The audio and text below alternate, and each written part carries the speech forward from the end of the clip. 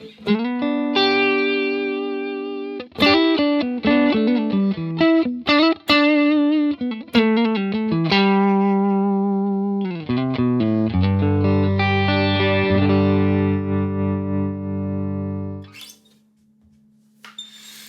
and welcome to this episode of 10 Minute Tones. And this week, we're going to take 10 minutes. We're not going to work on an amp. We're going to work on a sort of AutoFilter sound from scratch. Sort of AutoFilter, auto-wah, and I'm going to kind of show you the elements of that. And it's really simple. And we're going to dial something in. We're going to learn how to tweak it to kind of what you're going for, because there's different flavors of it. So what are we starting off here with? This is the Morgan AC20. This is my sort of standard thing that I use, amp and cab set that I use, and I just threw a plate on there. So that's the sound that you heard at the beginning, and I'm using my American Deluxe Tele here.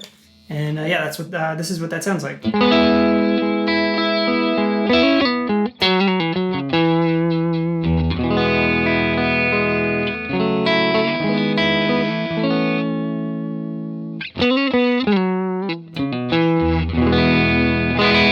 Okay, let's get to it. How can we do this? Well, the first thing you might think is, let's just use a wah. What if we throw a wah on there, and we can map, and we can totally do this, and we're going to do this, and we're going to compare it to using the filter block. Basically, these different types are kind of like really just different filters. There may be more to it than that, but essentially that's the idea. What we're going to do is we're going to take the control parameter and we're going to map it to the envelope follower. What is an envelope follower? Well, as we play, you can already hear, you see the dot go up as we play.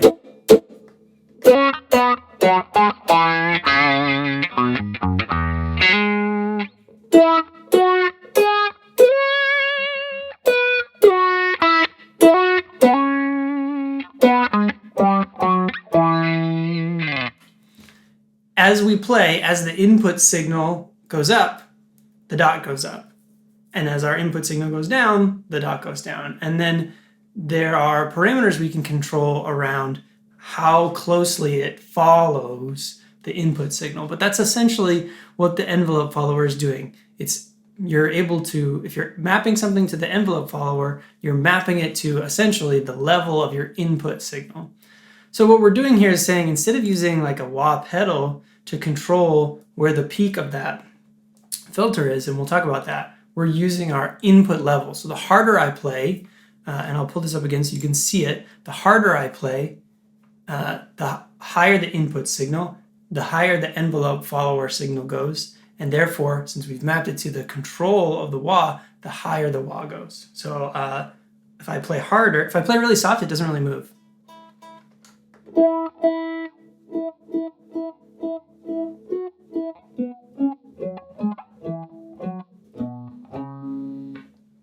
It's moving a little bit, but you'll see it moves a lot faster if I hit it harder. Now, why is it not moving quite as quickly? This is part of what we can tweak. So let's go into the controllers and go down to envelope/manual. Here at the top, this envelope section is where we can tweak how the envelope follows the input signal. So you can make it follow it more closely or less closely. So you notice here, I've got the attack cranked up. For whatever reason, it's set that way. So the attack is going to be how fast the envelope follower moves when the input signal changes. So if we increase the attack, it's going to lag behind the input signal. So bringing it all the way back down to the minimum value, it's going to follow as closely as possible to the input signal. So that'll be like...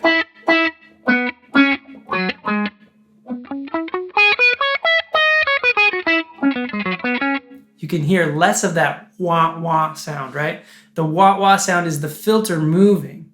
And so by decreasing that attack, we're getting less of that wah sound. The longer it takes for that peak to move, the more wah sound we'll have. So what if we crank it up all the way? You can see the envelope going up very slowly. And see it jumps back down really quickly because we have the release way down. So what if I crank the attack way down and the release way up?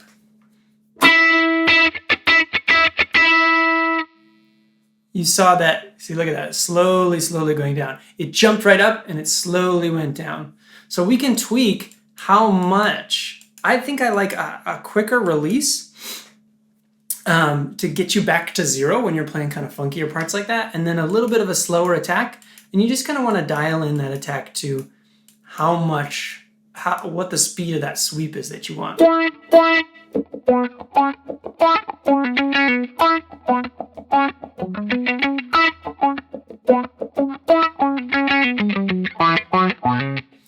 And we can also tweak this by tweaking the threshold parameter. Now the threshold is the level at which the envelope follower will engage, basically. If our signal, in this case, falls below 64 dB, the envelope follower is just going to ignore it. So the signal's coming in. If it's lower than that value, it's just going to ignore it. It's not going to do anything. The envelope follower is not going to move at all.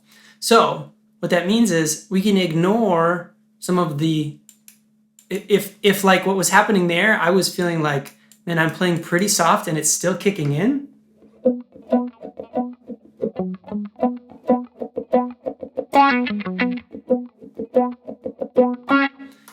If I don't want it to do that much at that low level, one of the things I can do is crank up the threshold a little bit. So I'll play a little bit, try to play the same ref, and I'll crank up the threshold little by little, and we'll see what that sounds like.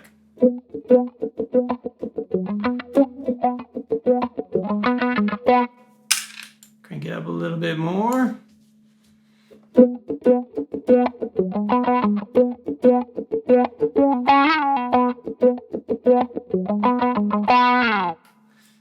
And then if we crank it way up,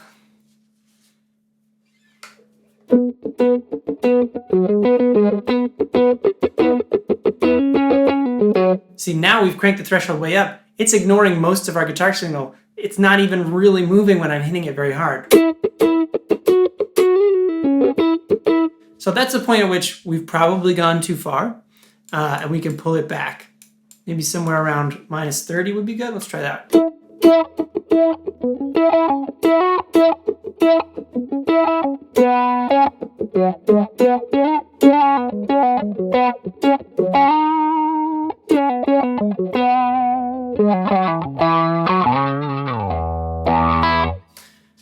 I like that. Maybe a little bit less, maybe a little bit more. But that sounds pretty good to me. All right, now we've done that with the wah, okay? And I'll name this scene wah. Maybe we go to scene 2, and hopefully I haven't dialed in things on my amp. No, I haven't. Okay, good. Let's try to do this same thing, not with the wah, but with the filter block real quick. Because essentially what's going on here is we want a peak. We want a peak, and we want to move that peak around. So let's hear what this sounds like.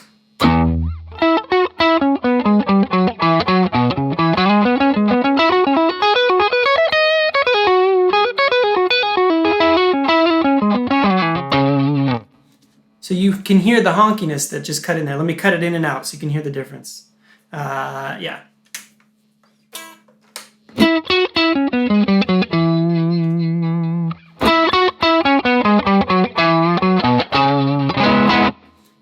You can hear that peak there. And if I move the frequency around, it'll change. Yeah, that's a lot.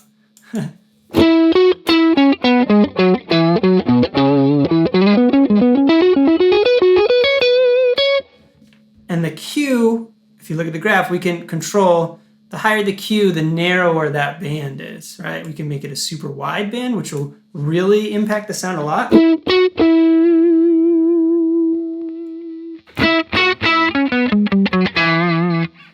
Or we can narrow it and really narrow in on a certain narrower band of frequencies to peak.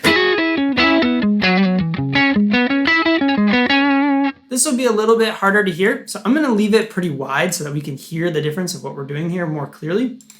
And we're just going to do the same thing. We're going to map the frequency now to the envelope follower. And what we're going to do is we're going to dial in the range that we want. And so I'm just going to go ahead and roughly dial this into like something.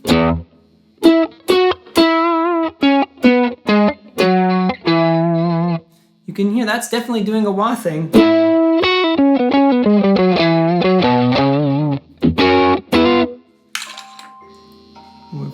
We've hit our 10 minutes. You can see how you could tweak these settings to dial in, exactly what kind of sounding wah auto filter type of thing you're going for.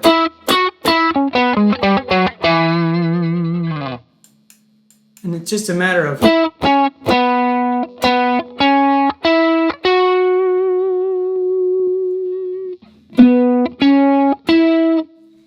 maybe bring this down even lower.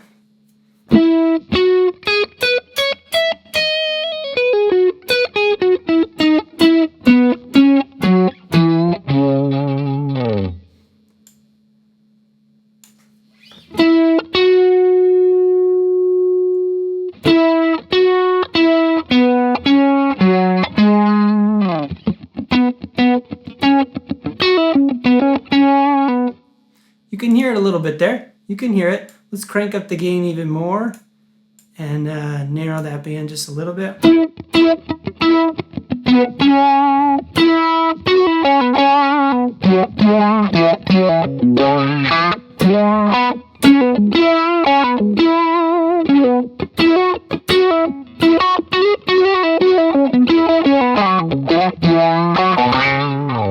So you can get creative with that and dial in the frequency and the Q and the gain and the min and max frequencies of the sweep there, and try different filter types, right? Try high pass, try low pass, try peaking, and see what you can come up with. Maybe you can come up with something a little bit different than just the wah sound.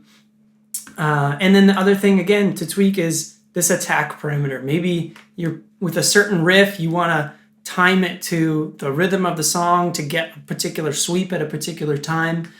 You can really dial this in and customize it to something that sounds really specific to a piece. Something like, Don't Trust Myself with Loving You by John Mayer. That's a very specific sort of sound. It's got a very particular sweep, and it's got a particular speed that matches the song and matches his playing and his pickups. So anyways, that's kind of how you can dial in your own auto filter effect using either the wah or the filter. As always, I'll put this preset up on Axe Exchange. Let me know in the comments what your preferred settings are for doing this sort of a thing, if you've got your own favorite version of an auto filter. And also definitely let me know what other types of things I should do in these 10-minute tones videos, if there's a type of effect or a certain amp that you would like to see me try. Thank you so much for watching, and remember, if it sounds good, it is good.